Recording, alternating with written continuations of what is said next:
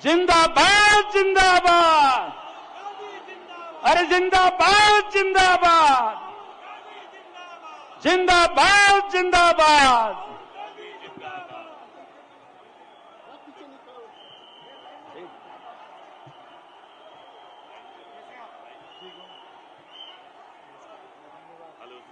Line में रहिए, मैं आ रहा हूं।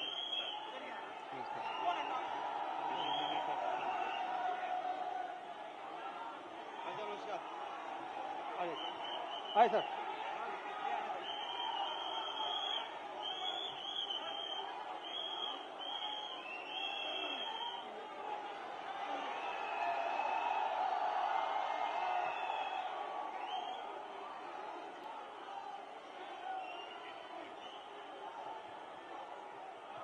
सभी अपना अपना स्थान ग्रहण करिए, अपने अपने स्थान पर बैठे। Rahul Gandhi, Rahul Gandhi, Congress party, Congress party.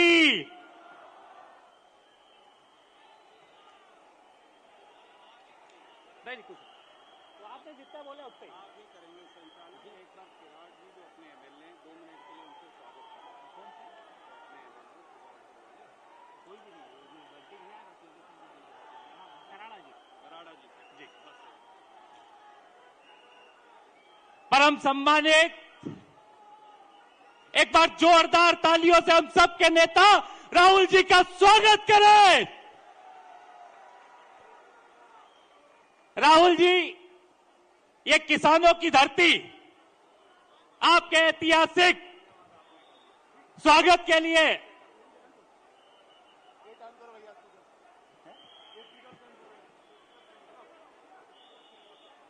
ये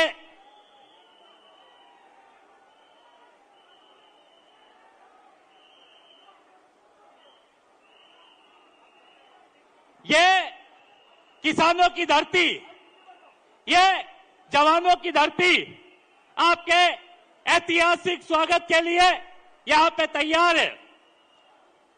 सबसे पहले मैं निवेदन करूंगा हमारे जिले के लोकप्रिय विधायक और पूर्व मंत्री माननीय हुकुम सिंह जी कराड़ा साहब आके माननीय राहुल गांधी जी का स्वागत करें। अब स्वागत की दूसरी बेला में ब्लॉक कांग्रेस के सारे अध्यक्ष यहां पे आके माननीय राहुल जी का स्वागत करें। ब्लॉक अध्यक्ष चारों, हेलो,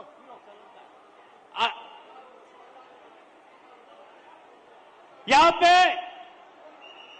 हमारे मोमेंटो का काम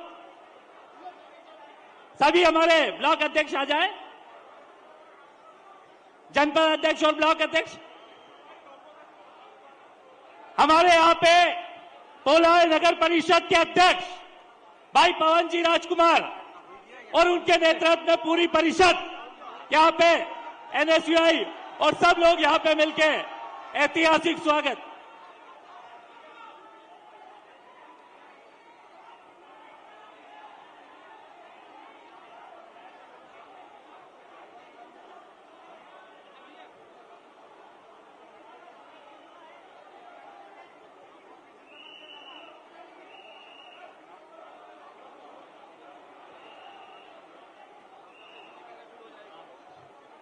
ये अच्छा,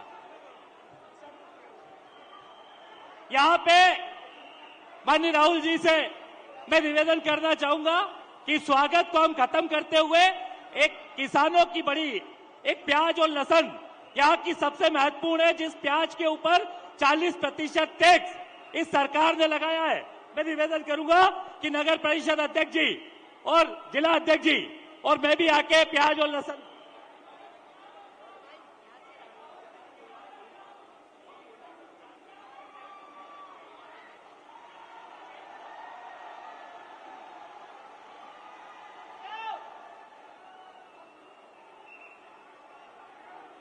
स्वागत की बेला को यही खत्म करते हुए सभी लोग ऐतिहासिक तालियों से राहुल जी का स्वागत करें। मैं बड़ी देर से यहां पे सभी लोग खड़े हैं, राहुल जी को सुनने इसलिए खड़े हैं क्योंकि राहुल गांधी जी किसान की, गरीब की, मजदूर की आवाज उठाते हैं। तो सबसे पहले इस क्रम के अंदर मैं बुलाना चाहूंगा हमारे सीएलपी लीडर साहब माननीय डॉक्टर गोविंद सिंह जी। पहले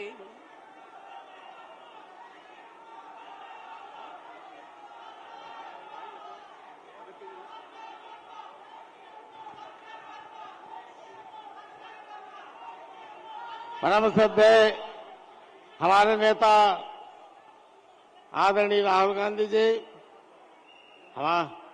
मध्य प्रदेश कांग्रेस के अध्यक्ष, पूर्व अध्यक्ष सम्माननीय कमलनाथ जी, सम्माननीय पूर्व मंत्री राय साहब, सम्माननीय सुरजेवाला जी, सम्माननीय मंच पर बैठे हुए हमारे सभी मार्गदर्शक और उपस्थित दूर दराज से आए हुए हमारे कांग्रेस पार्टी के सभी साथियों, किसान भाइयों, नौजवान साथियों, देवियों, सज्जनों, राहुल जी, आपकी जब भारत जोड़ो यात्रा प्रारंभ हुई उस समय से नौजवानों में और किसानों में समूचे मध्य प्रदेश के साथ जो ऊर्जा और संचार, ऊर्जा, हिम्मत का और साहस का संचार हुआ है, वो आज आपके मार्गदर्शन में, आपके निर्देशन में समूचे मध्य प्रदेश में जन आक्रोश यात्रा निकाली गई है। गांव-गांव से किसान, मजदूर, नौजवान और महिलाएं भारी तादाद में, इतना जन समर्थन मिल रहा है, सैलाब के सैलाब निकल जाए। ऐसा लगता है कि मध्य प्रदेश में अब भारतीय जनता पार्टी का सफाई होगा। माननीय राहुल जी, जब आप 2018 में आए थे, उस समय आपने किसानों के लिए, किसानों का ऋण माफ करने का जो घोषणा की थी, आज मैं कहना चाहता हूं कि आज भी जब मध्य प्रदेश मोदी सरकार ने किसानों के लिए, जब पहले कभी मनमोहन सिंह की सरकार थी, उस समय कभी कृषि यंत्रों पर हर बखर, खुरपी, हसिया, रोटावेटर, थ्रेसर, कभी कोई टैक्स नहीं लगता था, लेकिन मोदी ने जीएसटी टैक्स लगाकर हमारे किसानों की कमर तोड़ दी है।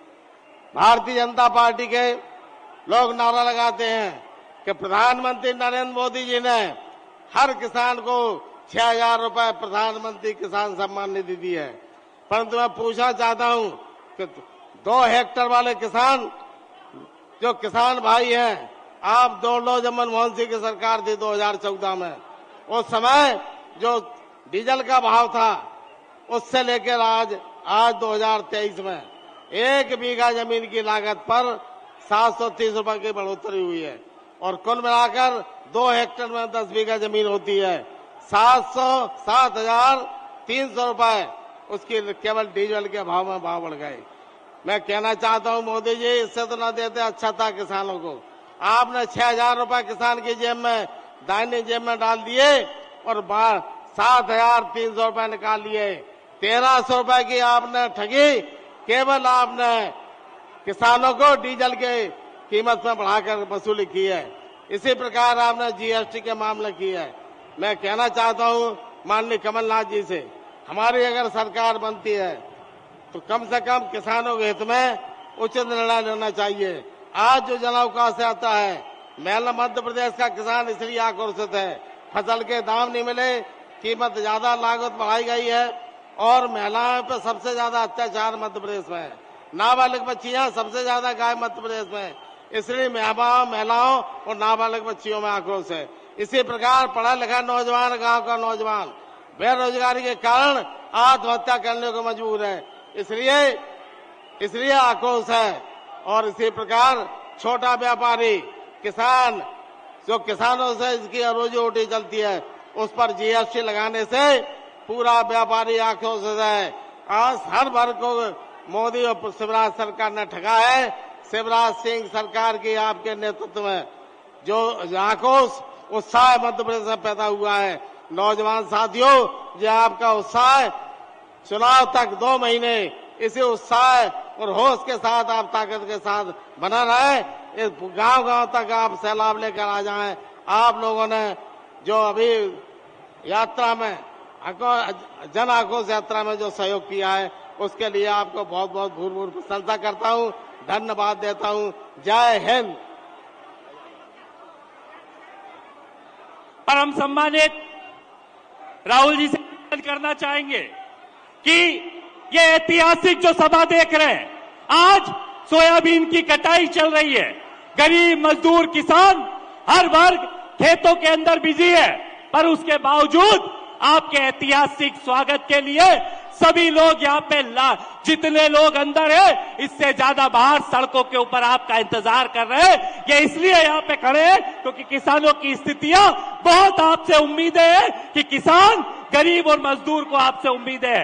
मैं निवेदन करना चाहूंगा कि हम सबके यहाँ पे जन आक्रोश यात्रा को लेकर निकले, हम सबके इस जोन के इंचार्ज और जिनके नेतृत्व में मंदसौर नीमच से निकले के यहाँ तक के जन आक्रोश यात्रा निकल रही है। माननीय जीतू पटवारी जी से मैं निवेदन करूंगा कि वो आए और अपना उद्बोधन दें।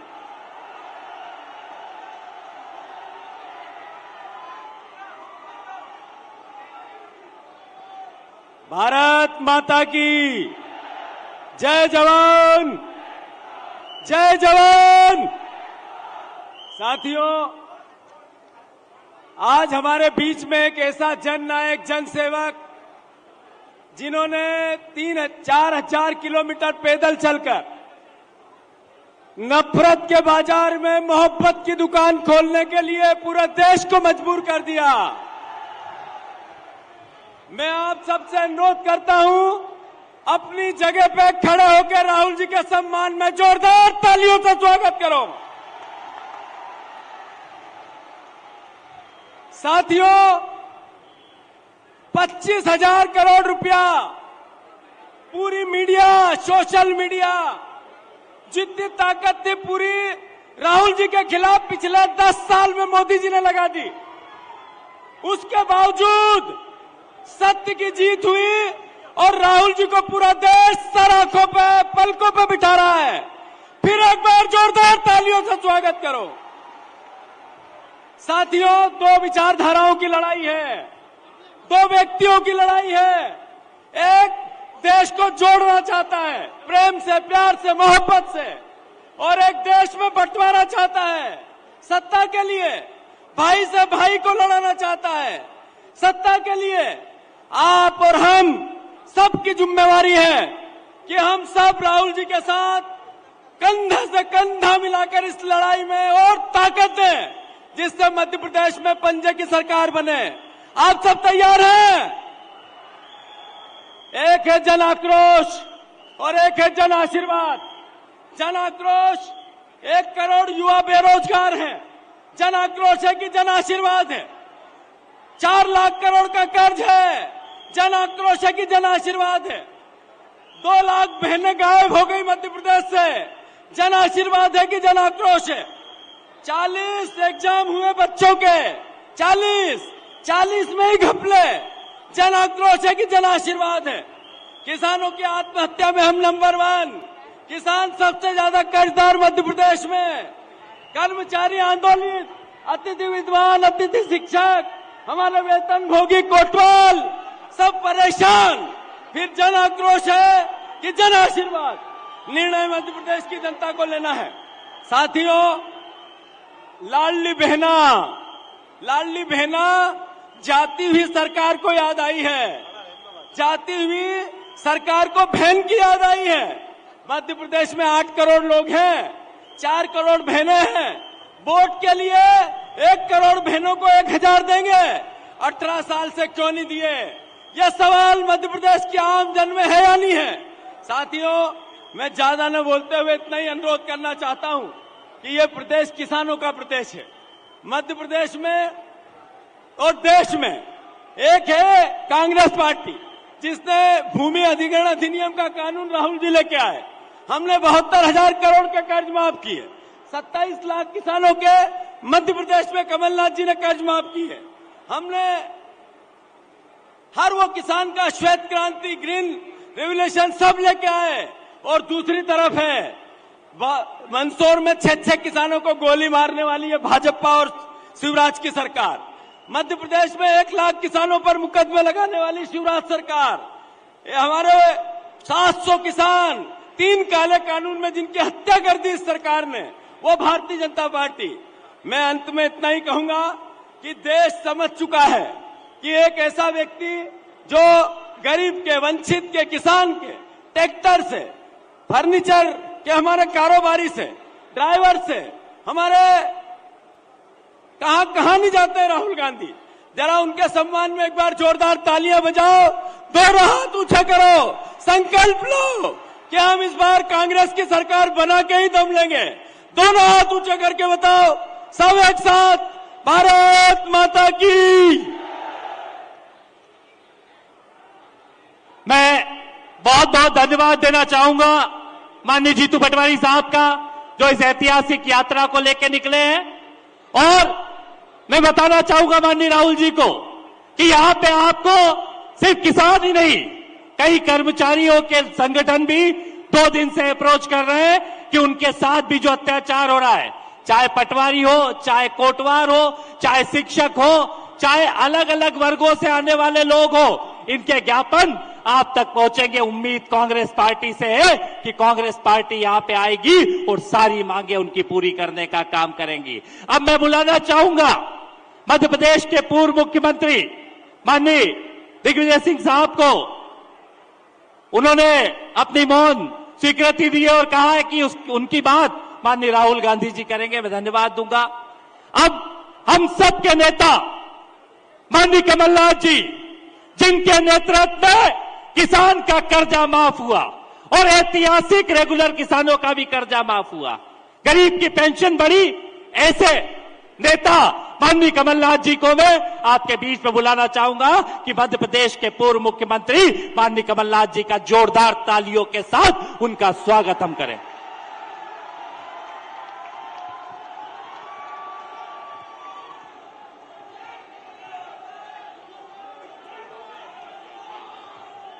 आदरणीय राहुल जी, हमारे प्रतिपक्ष के नेता गोविंद सिंह जी, अखिल भारतीय कांग्रेस कमेटी के महासचिव और मध्य प्रदेश के प्रभारी रणदीप सुरजेवाला जी, दिग्विजय सिंह जी, विवेक तनखा जी, भूरिया जी, पचौरी जी, मैं सबका नाम नहीं ले रहा, यहां सब मेरे साथ बैठे हुए विधायकगण, सभी आदरणीय बुजुर्गों, भाइयों और बहनों, मेरा मालवा के सभी भाइयों और बहनों को राम राम। पूरी शाहजहांपुर जनता को मैं प्रणाम करता हूं। यहां आकर 40-42 साल पहले की दाल बाटी याद है? दाल बाटी, यहां की मशहूर दाल बाटी मुझे याद आती है। यहां आकर ये दाल बाटी याद आती है और अपनी जवानी भी याद आती है। पर मैं ये मत सोचिएगा कि मैं बूढ़ा हो गया हूं। राहुल जी, जरा मैं चाहता हूं, जिस प्रदेश में आप आए हैं, ये प्रदेश भ्रष्टाचार में नंबर 1, सही बात है? यहां सब बैठे हुए हैं, ये या तो भ्रष्टाचार के शिकार हैं या भ्रष्टाचार के गवाह हैं, सही बात है? राहुल जी, जिस प्रदेश में आप आए हैं, ये बेरोजगारी में देश भर में नंबर 1 है। ये नौजवान जो यहां खड़े हैं, यही नौजवान हमारे प्रदेश का निर्माण करेंगे भविष्य में। अगर इनका ही भविष्य अंधेरे में रहा तो कैसा निर्माण होगा भविष्य में? 1 करोड़ नौजवान मध्य प्रदेश में बेरोजगार हैं। ये नंबर 1 है बेरोजगारी में, और मध्य प्रदेश में सबसे बड़ी चुनौती आज हमारे ये नौजवानों का भविष्य है। राहुल जी, जिस प्रदेश में आप आए हैं, नंबर 1 महिलाओं पर अत्याचार, नंबर 1 आदिवासियों पर अत्याचार, और ये तो अब चौपट प्रदेश बन गया है। चौपट हमारी रोजगार व्यवस्था, चौपट भर्ती व्यवस्था, चौपट कृषि व्यवस्था, चौपट शिक्षा व्यवस्था, चौपट स्वास्थ्य व्यवस्था, चौपट उद्योग धंधे। कहां मैं पढ़ूं? पूरा प्रदेश ये चौपट प्रदेश है। तो इस प्रदेश की तस्वीर आप सबके सामने है। मैं तो आप सबको धन्यवाद देना चाहता हूं कि कटाई चल रही है और इतनी भारी संख्या में आप यहां उपस्थित हैं। आपने हमें बल और शक्ति दी। आप सबका बहुत बहुत धन्यवाद। 18 साल से शिवराज सिंह जी ने अपने प्रदेश को कहां घसीटा है। ये बर्बाद प्रदेश जो आप सबके सामने है, जहां हर वर्ग परेशान है। हमारा भटकता हुआ किसान जो बीज और खाद के लिए भी भटकना पड़ा। सही बात है। किसानों के साथ अन्याय, हमारा बेरोजगार नौजवान, हमारा छोटा व्यापारी। आज ये प्रदेश की तस्वीर हमारे सामने है। और अब तो शिवराज सिंह जी की घोषणाएं, शिवराज सिंह की घोषणा मशीन डबल स्पीड पर चल रही है। डबल स्पीड पर चल रही है। इनका झूठ की मशीन डबल स्पीड पर चल रही है। ये आज आप सबके सामने तस्वीर है और ये यात्रा निकाल रहे हैं। इनको तो रेट कार्ड की यात्रा निकालनी चाहिए। 50% हर चीज में भ्रष्टाचार की व्यवस्था बनाई है। पंचायत से लेके मंत्रालय तक 50 एकड़ जमीन हो, पैसे दो और नाम गरीबी रेखा में लिखवा लो। सही बात है। ये आज हालात है अपने प्रदेश के। तो मैं ज्यादा नहीं कहना चाहता, ये सब बातें आप सबके सामने हैं। मैं इतना ही कहना चाहता हूं, भारतीय जनता पार्टी का समय आ गया है। मध्य प्रदेश के मतदाताओं ने तय कर लिया है कि शिवराज सिंह जी को बड़े प्यार से रवाना करेंगे। समय आ गया है। इनके पास बचा क्या है? अब भारतीय जनता पार्टी के पास केवल पुलिस, पैसा और प्रशासन। पर याद रखिएगा, कल के बाद परसों भी आता है। सही बात है। कल के बाद परसों भी आता है। और मुझे पूरा विश्वास है कि ये जो चुनाव 2 महीने में हमारे सामने है, ये केवल एक उम्मीदवार का चुनाव नहीं है, केवल पार्टी का चुनाव नहीं है, ये मध्य प्रदेश के भविष्य का चुनाव है। और आप सब और मध्य प्रदेश के मतदाता सच्चाई का साथ देंगे। मध्य प्रदेश की तस्वीर अपने सामने रख लीजिए, सच्चाई का साथ दीजिए और मध्य प्रदेश का भविष्य सुरक्षित रखिए। ये हमारे सामने चुनौती है और मुझे इसका पूरा विश्वास है कि हमने जो 15 साल सरकार चलाई, आप गवाह हैं जो हमारी सरकार चली। हमने अपनी नीति और नीयत का परिचय दिया। हमने 27 लाख किसानों का कर्जा माफ किया और यहां अपने इस जिले में हमने 70,800 किसानों का कर्जा पहली किश्त में माफ किया। हमने 100 रुपए 100 यूनिट बिजली दी। अब पेंशन बढ़ाई। हमने गौशाला बनाया। कौन सा पाप मैंने किया था? कौन सा गुनाह मैंने किया? कौन सी गलती मैंने करी? ये सब आज आप सबके सामने है। और मैं तो यही कहता हूं कि सौदे से इन्होंने सरकार बनाई, सौदे से सरकार बनाई। मैं मुख्यमंत्री था, मैं भी सौदा कर सकता था।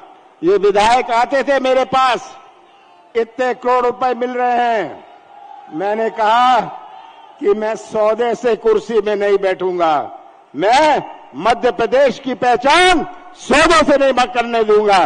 कुर्सी जाती है जाए। मैंने सौदा नहीं किया और हमारी सरकार गई। आज मेरा अंत में आपसे एक ही अपील है, इन नौजवानों को देखता हूं मुझे बड़ी बेचैनी होती है। आज इन नौजवानों को देखता हूं, माताओं और बहनों को देखता हूं जिन्होंने इतने प्यार से पाला पोसा है, मुझे बड़ी परेशानी होती है। आज यही इनका भविष्य हमें सुरक्षित रखना है। अपने कृषि क्षेत्र में नई क्रांति लानी है। हमने कर्जा माफ किया था पहली किश्त में, हमारी सरकार आएगी सब किसानों का कर्जा फिर से हम माफ करेंगे। ये हमने करके दिखाया है और आगे भी हम करके दिखाएंगे। 5 हॉर्स पावर की बिजली मुफ्त में देंगे, आपको 12 घंटे बिजली मिलेगी ताकि हमारा कृषि क्षेत्र मजबूत होए। कृषि क्षेत्र में ताकत होती है तो गांव में किराने की दुकान भी चलती है, नहीं तो किराने की दुकान भी नहीं चलेगी। तो मैं आप सबको अंत में फिर से धन्यवाद देना चाहता हूं। आपने यहां आकर राहुल जी के लिए, राहुल जी के ऊपर आपने विश्वास रखा। हम सब भरोसा कर रहे हैं राहुल जी पर। राहुल जी, पूरा प्रदेश आप पर भरोसा कर रहा है और पूरा प्रदेश, मुझे विश्वास है, जो आप पर भरोसा कर रहा है, ये भरोसा आपने जैसे दिखाया है, अभी कर्नाटक में दिखाया, हिमाचल में दिखाया, ये भरोसा आप पर है और मध्य प्रदेश की जनता भी आप पर भरोसा करेगी। आप सबका बहुत बहुत धन्यवाद। कुणाल, अब मैं आमंत्रित करूंगा उस शख्सियत को जिन्होंने 3600 किलोमीटर कन्याकुमारी से कश्मीर तक का यात्रा, ये मूव कर रहे हैं बेटा, ये मूव करो उधर, माननीय राहुल गांधी जी।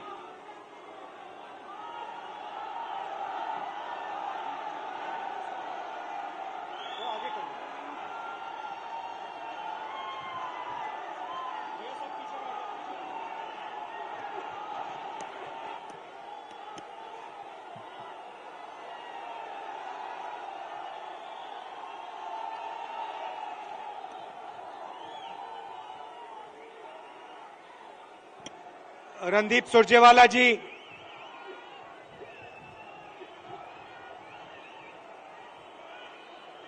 कमलनाथ जी, गोविंद सिंह जी, दिग्विजय सिंह जी, कमलेश्वर पटेल जी, जीतू पटवारी जी, कनका जी, सुरेश पचौरी जी, कांतिलाल भूरिया जी, कुणाल चौधरी जी, स्टेज पे कांग्रेस पार्टी के वरिष्ठ नेता, हमारे प्यारे कार्यकर्ता, भाइयों और बहनों, मध्य प्रदेश के युवाओं, प्रेस के हमारे मित्रों, आप सबका यहां बहुत बहुत स्वागत। आप दूर दूर से आए हैं, इसके लिए दिल से बहुत बहुत धन्यवाद।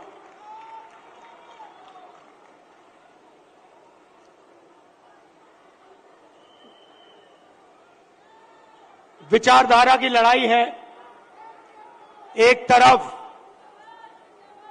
कांग्रेस पार्टी, दूसरी तरफ आरएसएस और बीजेपी, एक तरफ गांधी जी, दूसरे तरफ गोडसे।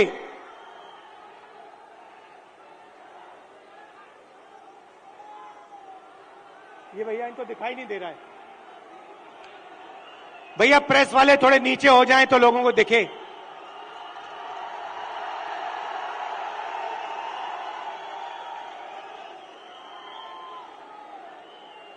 बात सही है, क्योंकि प्रेस वाले हमारी मीटिंग तो दिखाएंगे ही नहीं।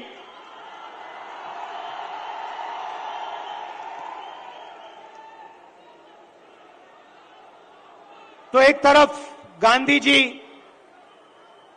दूसरी तरफ गोडसे, एक तरफ नफरत और हिंसा, अहंकार, और दूसरी तरफ मोहब्बत,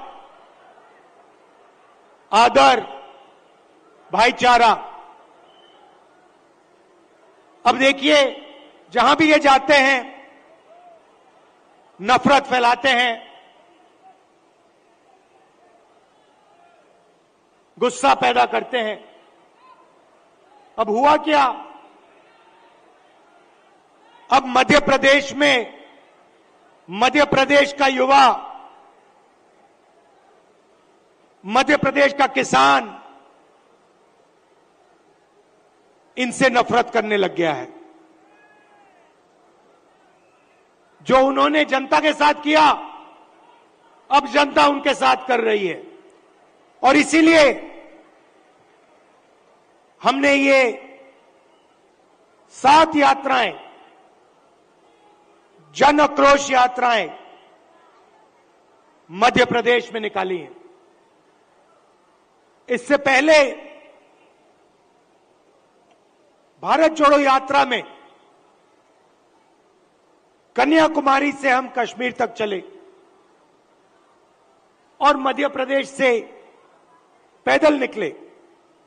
कमलनाथ जी, कितने किलोमीटर चले थे हम यहां? नहीं, मध्य प्रदेश में टोटल कितने चले थे? नहीं, यात्रा कितने किलोमीटर चली थी?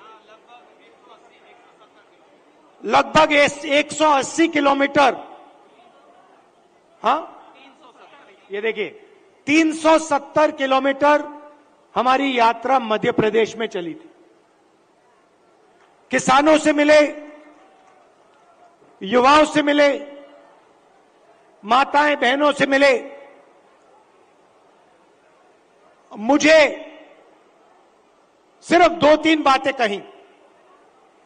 सबसे पहले, मध्य प्रदेश हिंदुस्तान में भ्रष्टाचार का सेंटर है, एपी सेंटर है। और जितना भ्रष्टाचार बीजेपी के लोगों ने मध्य प्रदेश में किया है, पूरे देश में ये नहीं किया है। बच्चों के फंड्स, मिड डे मील के फंड्स, स्कूल यूनिफॉर्म के फंड्स चोरी किए। महाकाल कॉरिडोर में बीजेपी ने पैसा चोरी किया। व्यापम स्कैम को आप सब जानते हो। 1 करोड़ युवाओं को इन्होंने नुकसान पहुंचाया। एमबीबीएस की सीट्स बेची जाती हैं और पेपर लीक किए जाते हैं। यह इनका राज है। दूसरी बात, किसानों ने अपनी बात बताई। किसानों ने कहा, और यहां आप सोयाबीन उगाते हो,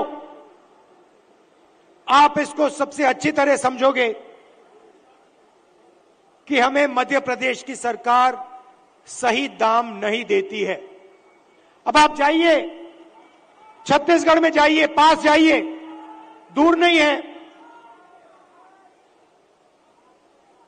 छत्तीसगढ़ जाइए और छत्तीसगढ़ के किसी भी किसान से आप पूछिए, छत्तीसगढ़ में धान के लिए किसानों को कितना पैसा मिलता है, कांग्रेस की सरकार कितना पैसा देती है। हमने वायदा किया था 2,500 रुपए धान के लिए दिए जाएंगे, और छत्तीसगढ़ में जो हमने वायदा किया वो हमने वायदा पूरा करके दिखा दिया। मध्य प्रदेश में कर्जा माफी का वायदा किया, छत्तीसगढ़ में किया, राजस्थान में किया, कर्नाटक में किया। हर स्टेट में हमने कर्जा माफी की थी। यहां पे कमलनाथ जी कर्जा माफ करवा रहे थे और यहां आपको धोखा देके आपकी सरकार को बीजेपी वालों ने चोरी की। सही बात है।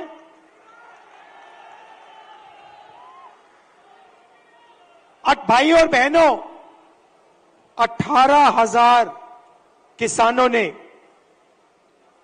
यहां पे पिछले 18 साल आत्महत्या की है।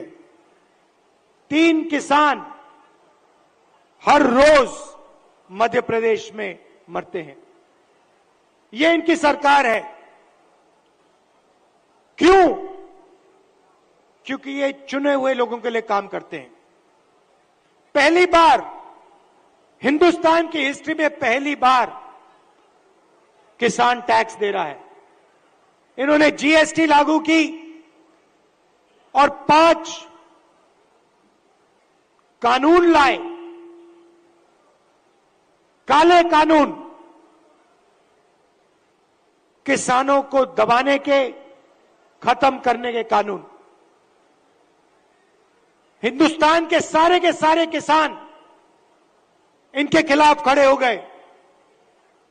नरेंद्र मोदी जी कहते हैं किसानों के फायदे के लिए मैं ये कानून, काले कानून लाया हूं।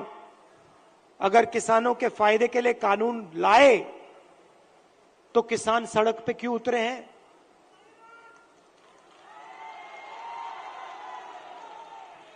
नरेंद्र मोदी जी कहना चाहते थे कि किसानों को कोई समझ नहीं है, किसान अपने हित को नहीं जानते।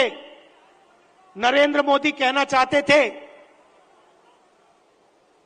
कि हिंदुस्तान के 2-3 अरबपति अदानी जी किसान को फायदा पहुंचाने के लिए काम करते हैं। भाइयों और बहनों, आप कर्नाटक जाइए, राजस्थान जाइए, छत्तीसगढ़ जाइए, हिमाचल जाइए, हमारी सरकारें गरीबों के लिए, कमजोर लोगों के लिए काम करती हैं। कर्नाटक में हमने 5 गारंटी दी, गरीबों के लिए, महिलाओं के लिए, किसानों के लिए। आप जाइए, कर्नाटक में जाइए, कर्नाटक की महिलाएं बस में जाने के लिए 1 रुपया नहीं देती हैं, मुफ्त में घूमती हैं। कहीं भी जाना हो कर्नाटक में, कहीं कर्नाटक की महिलाएं फ्री में जाती हैं। हर महीने उनके बैंक अकाउंट में सीधा पैसा आता है, सरकार पैसा देती है। छत्तीसगढ़ में जाइए, किसानों का कर्जा माफ किया, किसानों को सही दाम दिलवाते हैं। राजस्थान में जाइए, स्वास्थ्य के बारे में पूछिए, मुफ्त में वहां पे दवाई मिलती है। 15 लाख रुपए का वहां पे फ्री में इलाज होता है। हार्ट सर्जरी करवानी हो, बड़ी से बड़ी सर्जरी करवानी हो, राजस्थान में जाइए, पता लगाइए, राजस्थान की जनता को वहां पे फ्री में सर्जरी मिलती है। सरकार जनता के लिए चलनी चाहिए। सरकार किसी संगठन के लिए या 1-2 बड़े उद्योगपतियों के लिए नहीं चलनी चाहिए। और ऐसी ही सरकार हम यहां मध्य प्रदेश में चलाना चाहते हैं। और कमलनाथ जी का काम आपने देखा है, काम करना जानते हैं। और जो उन्होंने काम शुरू किया था, वो काम वो मध्य प्रदेश में पूरा करने जा रहे हैं। मैं आपसे आखिरी बात कहना चाहता हूं। पार्लियामेंट में मैंने अदानी जी की बात उठाई, भाषण दिया। जैसे ही मैंने अपना पार्लियामेंट में अदानी जी का भाषण दिया, वैसे ही बीजेपी ने मेरी लोकसभा की जो सदस्यता है उसे रद्द कर दी, खत्म कर दी। आप सोचिए, अदानी जी की रक्षा करने के लिए एकदम मेरी लोकसभा की जो सदस्यता थी उसको कैंसिल कर दिया। मुझे कोई फर्क नहीं पड़ता, करिए जितना करना है, मैं सच्चाई बोलता हूं। और देश के सामने एक सच्चाई अदानी जी हैं। पोर्ट्स देख लीजिए, एयरपोर्ट्स देख लीजिए, इंफ्रास्ट्रक्चर देख लीजिए, धान के साइलोज देख लीजिए, हर जगह आपको अदानी जी दिखाई देंगे। अदानी जी किसानों के जेब में से हर रोज जेब में से आपका पैसा लिया जाता है। इंफ्रास्ट्रक्चर में, डीजल में, पेट्रोल में, फर्टिलाइजर में आपके जेब में से पैसा निकलता है और सीधा इन दो उद्योगपतियों के जेब में जाता है। मैंने मीडिया की बात की, मैंने मजाक में कहा कि मीडिया वाले हमारी मीटिंग तो दिखाएंगे नहीं। मोदी जी का चेहरा 24 घंटा दिखेगा, शिवराज जी का चेहरा 24 घंटा दिखेगा। क्यों? क्योंकि इनका रिमोट कंट्रोल अदानी जी के हाथ में है। देखिए ये मुस्कुरा रहे हैं, प्रेस वाले मुस्कुरा रहे हैं, इनके बेचारे की गलती नहीं है, ये रिपोर्टर है, इनकी गलती नहीं है, ये सच्चाई जानते हैं। रिमोट कंट्रोल पीछे से कंट्रोल दबता है। एक और सच्चाई है, और वो सच्चाई शायद अदानी जी से भी बड़ी सच्चाई है। कुछ दिन पहले बीजेपी ने महिला आरक्षण की बात की। महिला आरक्षण में हमने एक सवाल उठाया, कांग्रेस पार्टी ने उठाया, बीजेपी ने कोई जवाब नहीं दिया। हमने दो चीजें कही। हमने पहले कहा, देखिए ये महिला आरक्षण जो आप कर रहे हो ये अच्छा है, इसको करना चाहिए, मगर इसमें आपने दो छोटी सी लाइनें लिख रखी हैं। सबसे पहले इन लाइनों को आप मिटाइए। लाइन क्या थी? एक लाइन थी कि महिला आरक्षण से पहले सर्वे करने की जरूरत है, और दूसरी लाइन, महिला आरक्षण करने से पहले हमें जो डीनोटिफिकेशन होता है उसको करना है। इससे क्या होगा? इससे महिला आरक्षण 10 साल बाद होगा, आज नहीं होगा। तो हमने कहा पहले ये दो लाइनों को आप बदलिए, और उसके बाद हमने और भी गहरी चीज कही और सवाल पूछा कि महिला आरक्षण में ओबीसी आरक्षण क्यों नहीं है?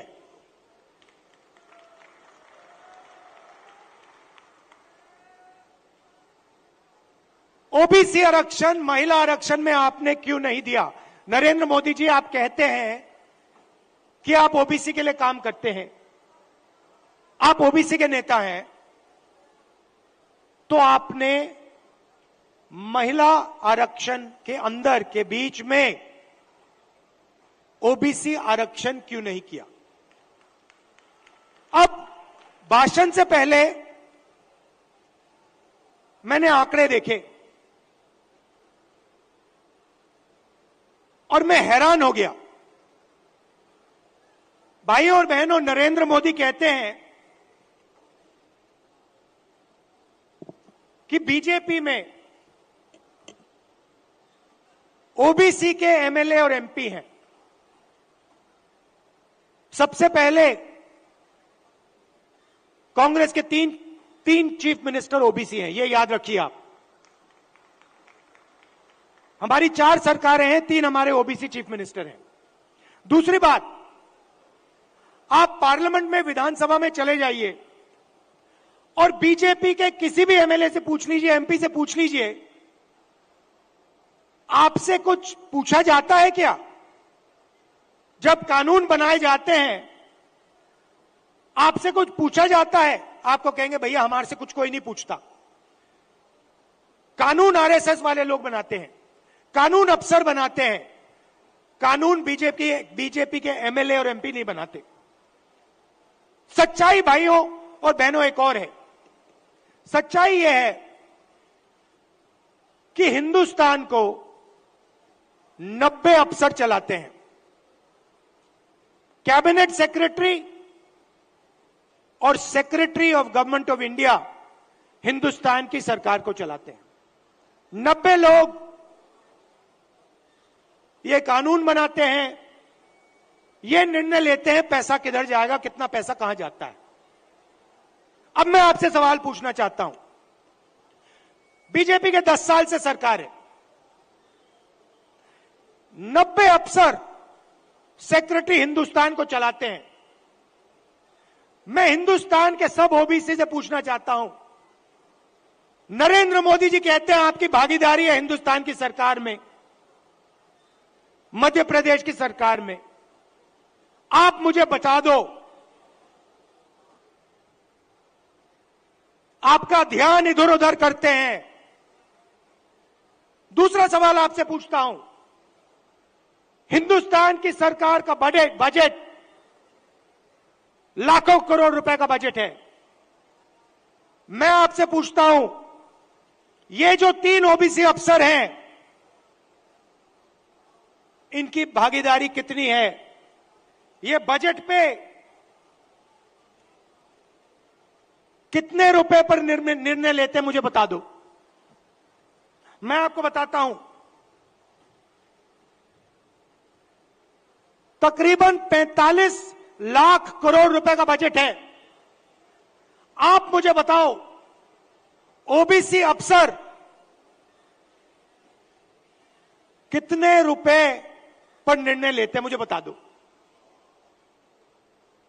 नरेंद्र मोदी जी की ओबीसी की सरकार है, सब शांत, किसी को नहीं मालूम। क्यों? ये आपको नहीं बताना चाहते हैं, आपकी सच्चाई आपको नहीं बताना चाहते। सच्चाई भाइयों और बहनों ये है कि हिंदुस्तान के पूरे बजट में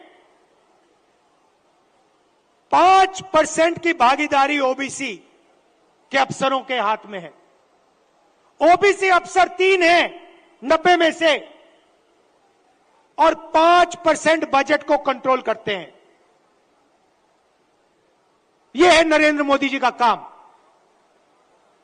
नरेंद्र मोदी जी ओबीसी की सरकार नहीं चलाते हैं।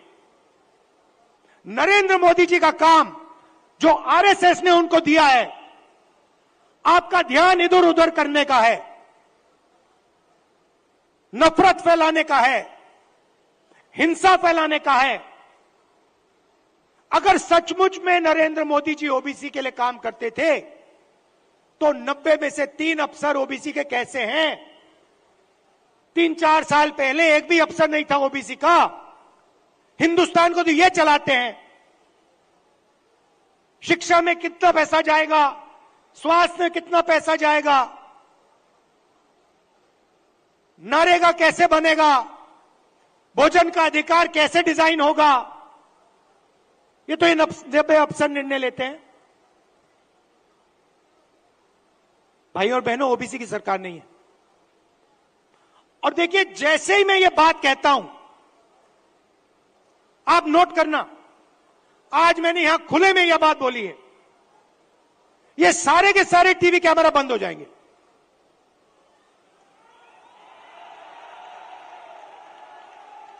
आप देख लेना, ये सारे के सारे बंद हो जाएंगे। क्योंकि जो सच्चाई है देश की, कि ये जो सारी की सारी लूट हो रही है, ये व्यापम स्कैम जो है, ये सारा का पैसा, ये आपका शिक्षा का पैसा, स्वास्थ्य का पैसा जो चोरी हो रहा है, ये ओबीसी की जेब में से पैसा चोरी हो रहा है।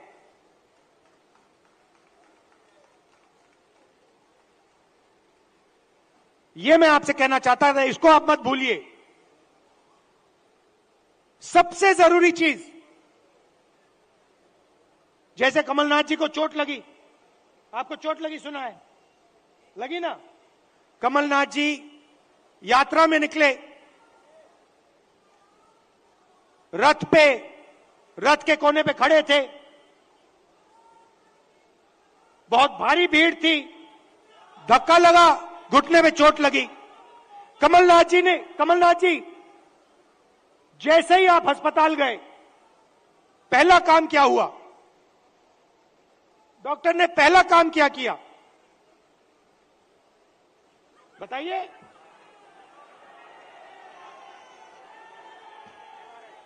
पहला काम डॉक्टर ने एक्सरे लिया, एमआरआई लिया। उसके बाद डॉक्टर ने कहा हां, घुटने में यह प्रॉब्लम है। अब मैं यही बात कह रहा हूं, सब लोग कहते हैं हिंदुस्तान में ओबीसी है, दलित है, जनरल है, आदिवासी हैं, मगर जब हम सवाल पूछते हैं ओबीसी कितने हैं, जनरल कितने हैं, दलित कितने हैं, आदिवासी कितने हैं, कोई जवाब नहीं दे पाता। देखो मैं पूछता हूं, भैया ओबीसी कितने हैं हिंदुस्तान में? कोई नहीं दे सकता। तो मैं ये कह रहा हूं कि अब वो समय आ गया है कि हमें हिंदुस्तान का एक्सरे करना है, यह पता लगाना है कि अगर 90 अफसर हिंदुस्तान को चला रहे हैं और उसमें से 5% भागीदारी ओबीसी को मिल रही है, तो क्या ओबीसी की आबादी 5% है? क्या हो ही नहीं सकता। तो अगर उनकी आबादी 5% नहीं है, अगर उनकी आबादी 50% है, तो उनका 5% बजट पे कंट्रोल क्यों है? उनका 50% बजट पे कंट्रोल क्यों नहीं है? अब जब मैं ये सवाल उठाता हूं, बीजेपी के लोग कांपने लग जाते हैं, नरेंद्र मोदी जी भाग जाते हैं, अमित शाह जी कुछ और कहते हैं, हिंदू मुस्लिम कहेंगे, नफरत फैलाने की कोशिश करेंगे। भाई और बहनों, देश के सामने एक ही मुद्दा है, कास्ट सेंसस। ओबीसी कितने हैं और उनकी भागीदारी कितनी होनी चाहिए, यह हिंदुस्तान के सामने सबसे बड़ा सवाल है। और कांग्रेस पार्टी की हिंदुस्तान में सरकार है, पहला काम यह हम करके दिखाएंगे। अब बीजेपी के पास मजे की बात सुनिए, कास्ट सेंसस कांग्रेस पार्टी ने किया, जब हमारी सरकार थी हमने किया। सारे के सारे आंकड़े नरेंद्र मोदी जी के पास हैं। हिंदुस्तान में कौन सी जात की कितनी आबादी है, हिंदुस्तान की सरकार जानती है। हिंदुस्तान में ओबीसी कितने हैं, हिंदुस्तान की सरकार जानती है। नरेंद्र मोदी हिंदुस्तान के ओबीसी को यह बताना नहीं चाहते हैं कि आप कितने हो, क्योंकि वो आपको भागीदारी नहीं देना चाहते हैं, वो आपको सच्ची शक्ति नहीं देना चाहते हैं। वो आपके लोगों को विधानसभा में बैठा देते हैं, मगर फिर उनको बिल्कुल चुप करा देते हैं। हम चाहते हैं कि सबकी भागीदारी हो, किसानों को सही दाम मिले। ये सबका हिंदुस्तान है, 2-3 उद्योगपतियों का नहीं है। इसीलिए हमारा पहला काम कास्ट सेंसस होगा, और जैसे ही हमारी सरकार आएगी हम देश को बता देंगे इस देश में कितने ओबीसी हैं, कौन से कितने जात की आबादी है। ये अगर हमें सचमुच में हिंदुस्तान की जनता को शक्ति देनी है, तो जैसे कमलनाथ जी का एक्सरे हुआ था, एमआरआई हुई थी, वैसे ही हम हिंदुस्तान का एमआरआई, हिंदुस्तान का एक्सरे करा के देंगे। आप सबका दिल से बहुत बहुत धन्यवाद। नमस्कार, जय हिंद। राहुल गांधी बहुत बहुत धन्यवाद। सबसे पहले राहुल जी का मेरा निवेदन है सबसे कि 2 मिनट ये स्वायत्ती शिक्षक भी आए और यहाँ पे पार्षद। एक और बात कमलनाथ जी ने मुझे याद दिलाया। देखिए कमलनाथ जी ने यहाँ पे 27% रिजर्वेशन ओबीसी को दिलवाया था, कानून पास किया था, और बीजेपी के लोगों ने पीछे से उसे रद्द किया। अब मैं पार्षदों से निवेदन करूंगा कि बड़ी माला से माननीय राहुल गांधी जी का स्वागत करें। सभी पार्षद आगे आ जाए पोलाय नगर के। और एक किताब का विमोचन जो भारत जोड़ो यात्रा पे है,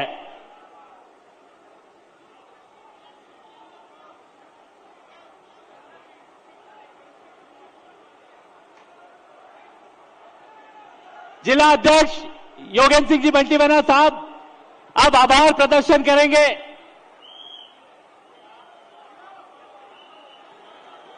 जन आक्रोश यात्रा में सम्मिलित होने पधारे हमारे नेता आदरणीय राहुल गांधी जी, आदरणीय कमलनाथ जी, आदरणीय सुरजेवाला जी, आदरणीय दिग्विजय सिंह जी, आदरणीय गोविंद सिंह जी, मंच पर उपस्थित सभी प्रदेश से आए वरिष्ठ नेतागण, मैं आप सबका आभारी हूं। साथ ही इस सभा को सफल बनाने के लिए पधारे हमारे बीच में